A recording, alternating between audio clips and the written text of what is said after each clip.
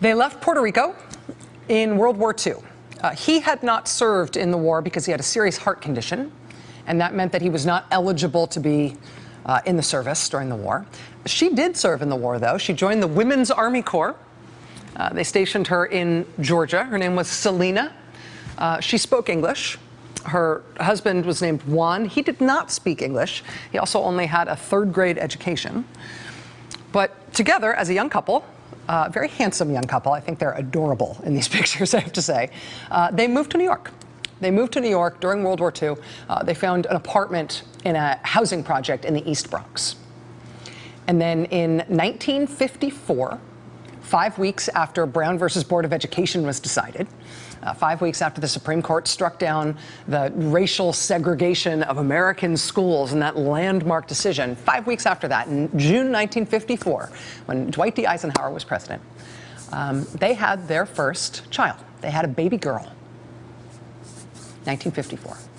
3 years later, they had baby number 2. They had a little boy, who they also named Juan after his father.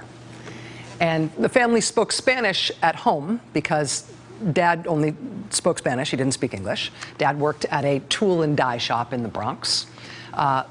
Selena, she worked as a phone operator at a hospital in the Bronx. And when their oldest child, their little girl, was 8 years old, she was diagnosed with diabetes.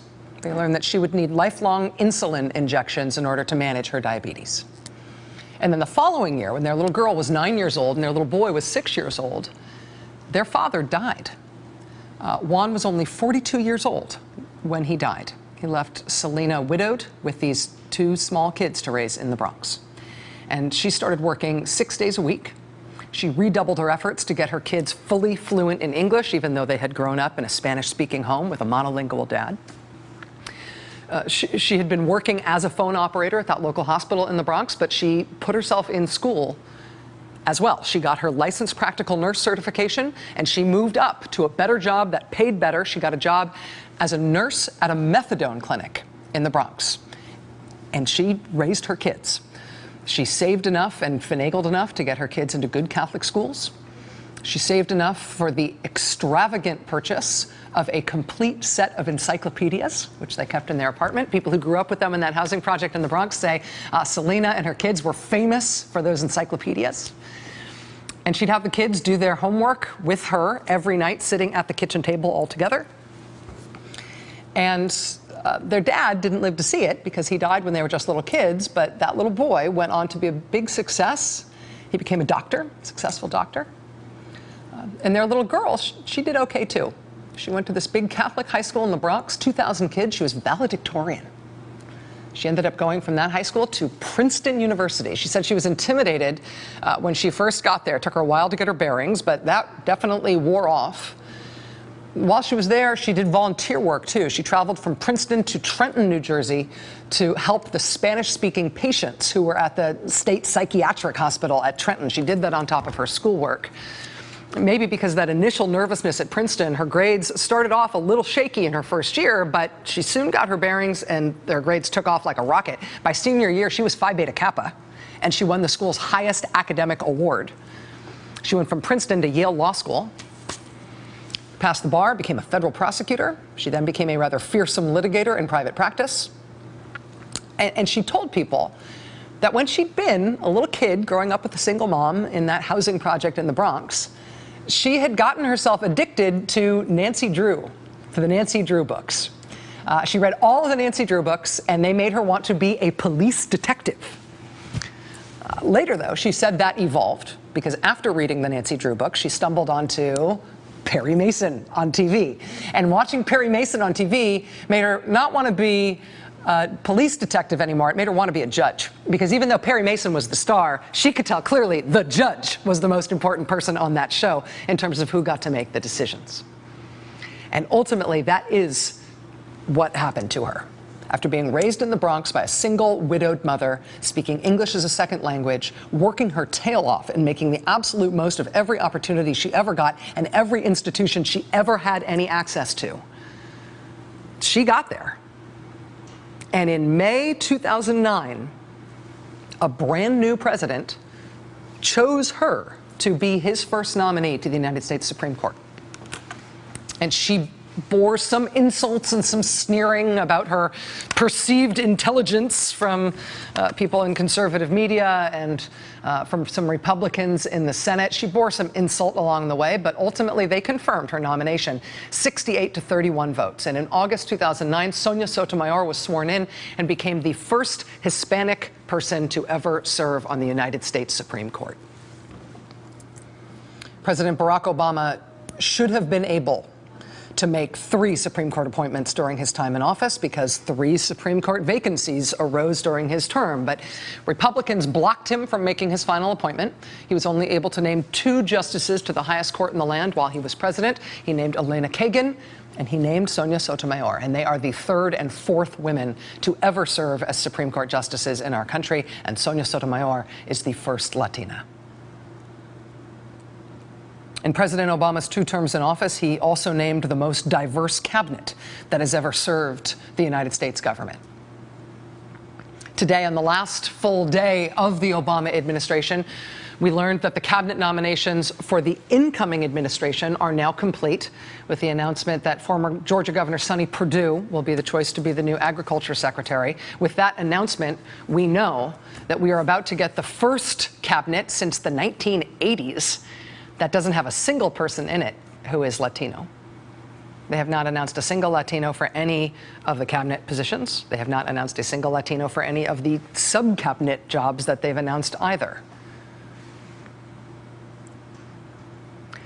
Under President Obama, the high school graduation rate in this country hit 83%. That's the highest it has ever been in the history of this country. When President Obama took office in 2009, the country was in an economic freefall, plunging into an economic abyss. Unemployment hit 10%. Unemployment is now at 4.7%. Under President Obama, we have had 82 straight months of private sector job growth. That is the longest streak ever in the history of our country of consecutive months in which there have been job growth and not job losses. Under President Obama, we put a rover on Mars. Under President Obama, we have had the first drop in the federal prison population in decades. Under President Obama, after a concerted effort by his administration, homelessness among American veterans dropped by half. Under President Obama, 16 countries around the globe gave up every last ounce of their highly enriched uranium, taking away the risk that it could be stolen or misused to assemble the core of a nuclear weapon or to make a dirty bomb. President Obama convened biannual nuclear security summits for the first time in our country to convince other nations to get rid of their loose nuclear material, and 16 of them did that completely. Under President Obama, your credit card company is no longer allowed to raise your interest rate without notifying you. Under President Obama, if you work for a federal contractor, that company that you work for can no longer fire you just because you're gay or trans. Under President Obama, our country's dependence on foreign oil plummeted. Today, on the last day of the Obama administration, the CIA published the final update to its online document file that it calls Bin Laden's bookshelf. It's images and translations of all the documents that they took out of Bin Laden's compound in Pakistan when Navy SEALs were able to go through it all in 2011. We all now have public access to the complete contents of Bin Laden's bookshelf because President Obama in 2011 ordered the Navy SEALs into Pakistan on that mission that killed Bin Laden. Under President Obama, we got our nation's first chief technology officer. Under a deal engineered by President Obama, Syria got rid of its chemical weapons. For everything else wrong in Syria, Bashar al-Assad had a huge chemical weapons arsenal. Under Barack Obama, it was handed over and destroyed, certified destroyed by international observers. Under President Obama, the U.S. government banned torture by U.S. personnel in all circumstances. Under President Obama, a U.S. embassy opened in Cuba. We started to normalize relations between our two countries after a half-century of a frozen, failed Cold War standoff. President Obama overturned the ban on scientific research using stem cells. President Obama upped by billions of dollars the resources available for mental health care in the VA. The Obama administration was the first administration ever to voluntarily release the lists of people who visited the White House. First presidency to ever do that. On marriage equality, President Obama did a miraculous thing among politicians. He changed his mind. And under this president, gay couples finally got all the same options as straight couples. You can date, you can get married, you can get divorced, you can live in sin. No more excuses, you guys. Under this president, the FDA started regulating tobacco, which means that cigarette companies, for the first time, have to actually tell you what they put in their cigarettes. When President Obama took office, the deficit was about 10% of our GDP. It is now about 3% of our GDP. Under President Obama, banks have to face stress tests so they can no longer take the whole economy down with them when they collapse because of their own risky practices. Under President Obama, banks can no longer use your money that you deposit in that bank to make risky bets for their own profits. After 9/11, the previous administration built a government registry that targeted Muslim men. Under President Obama, that registry was scrapped amid fears that the next administration might re-up it. President Obama cracked down on the scam for-profit colleges that happily took the money that you borrowed with your student loans, but then didn't give you an education in exchange for that money. The Obama administration shut down the bullpucky accreditor that said those colleges were real colleges when they were not. Under President Obama, solitary confinement was banned for juveniles serving time in federal prison. Under President Obama, our secret overseas prisons got shut down. Under the previous administration, when the remains of U.S. service members were flown home in flag-draped caskets to the air base at Dover, that was a secret and there were no cameras allowed. Under President Obama, that secrecy order was undone. And now, under President Obama, the government will pay travel expenses for the families of fallen soldiers to be there when their loved ones' remains arrive on that tarmac. Under President Obama, the Don't Ask, Don't Tell ban was repealed in the military, as was the ban on transgender soldiers serving openly. And all combat positions were open to women. President Obama arguably saved Medicare. He made Medicare solvent for years to come because he slowed down the growth of healthcare costs. That is what was eating that program.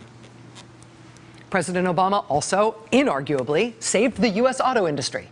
He saved the U.S. auto industry and reorganized GM. They paid back their bailout money, and American automakers are now among the largest, most profitable car companies in the world, and millions of American jobs tell that tale.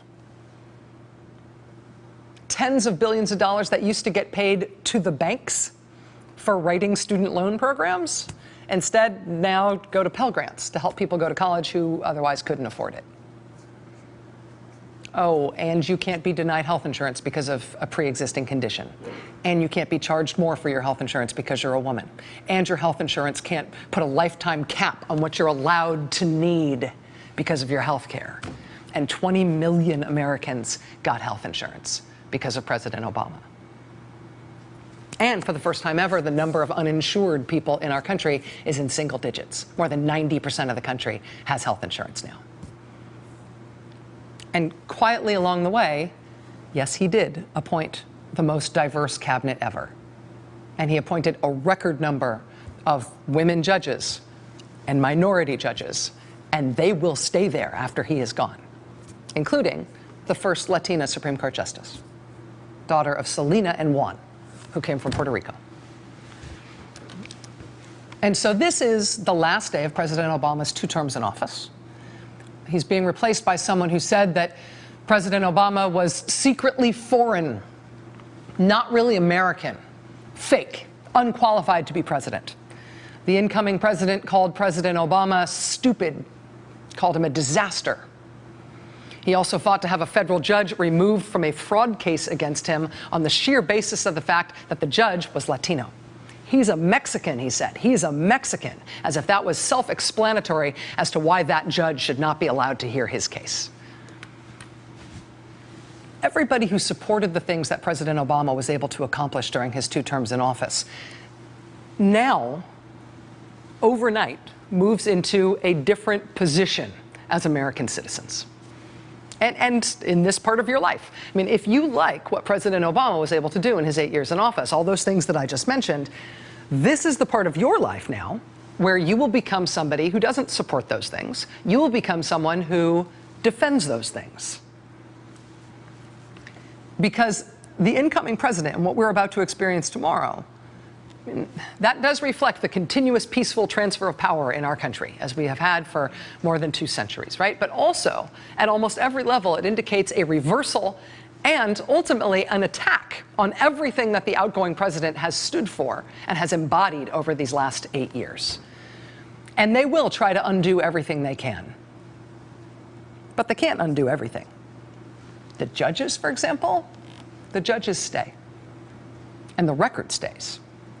And the supporters of our nation's first African-American president, the people who give him a 60% approval rating in this country right now as he leaves office, supporters of Barack Obama, they also stay. They also continue to be among us. That is still our country. That is still the people of this country. But if you appreciate what I think is the extraordinary record of President Obama as he leaves office tomorrow, you do now have a new job as a citizen. It's called defense. Hey there, I'm Chris Hayes from MSNBC. Thanks for watching MSNBC on YouTube. If you want to keep up to date with the videos we're putting out, you can click subscribe just below me or click over on this list to see lots of other great videos.